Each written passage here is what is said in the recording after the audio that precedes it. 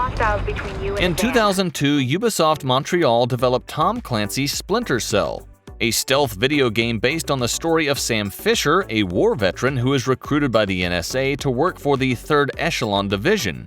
Thus, in 2004, Fisher was given the mission to investigate the disappearance of 2 CIA agents. 2 of you will be 3rd Echelon's first team on the ground. Welcome to the NSA.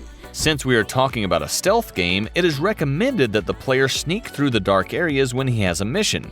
Thus, there is a light meter that shows the level of visibility of the player, and there are also night vision goggles and thermal vision. As for Sam Fisher, the protagonist of the game, he has many movement skills. He can sneak among enemies to interrogate or use them as a shield. Sam also has the ability to climb or cling to various objects. The second game in the series was developed by Ubisoft Shanghai and Ubisoft Milano. The action of the game is set in Indonesia in 2006 and follows the fight between the USA and the Indonesian guerrilla militias, the Dara Dandoa. On the gameplay side, Pandora Tomorrow comes with some improvements. Namely, health kits are no longer an item of inventory, the player can now open doors, shoot with a gun, or can do a SWAT turn maneuver even if carrying an enemy. In 2005, the third game in the series was released, Tom Clancy's Splinter Cell Chaos Theory.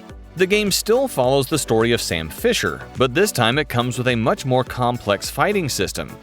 For example, the player can now kill the people he interrogates. A monitor has also been added to measure the noise Sam makes, and dead enemies can be detected by a guard or surveillance cameras, triggering the alarm. Looks like we have an intruder! This title was sold in over 2.5 million units just 1 month after its launch. In 2006, the next title in the Splinter Cell series was released, namely Tom Clancy's Splinter Cell Double Agent.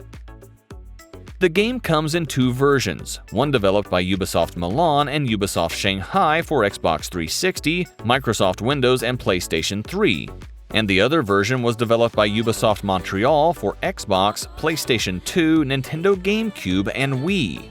Basically, both versions have about the same general plot but feature different stories, upheavals, or levels. Tom Clancy's Splinter Cell Conviction was released in 2010 and comes with a number of new features, and some of the features from previous games are removed. New features include Mark and Execute, which marks enemies or objects and allows the player to shoot them automatically. Another newly introduced feature is Last Known Position, which creates a visual silhouette to distract enemies. Also, the missions in the game are presented on the walls. It is available to mix between sets, improvise different gadgets, or interact with the environment. Tom Clancy's Splinter Cell Blacklist was released in 2013 and is similar to the other titles in this series. The story also features Sam Fisher trying to stop a terrorist group called the Engineers. This title still retains the stealth features combined with action, so players have the opportunity to use different approaches and tactics to complete missions. Players can also destroy lights to make it dark. They are equipped with night vision, sonar goggles, and a surveillance drone that can spy, distract, or send electric shocks. The marking and execution system has also been improved, which this time can mark multiple targets and kill them all instantly.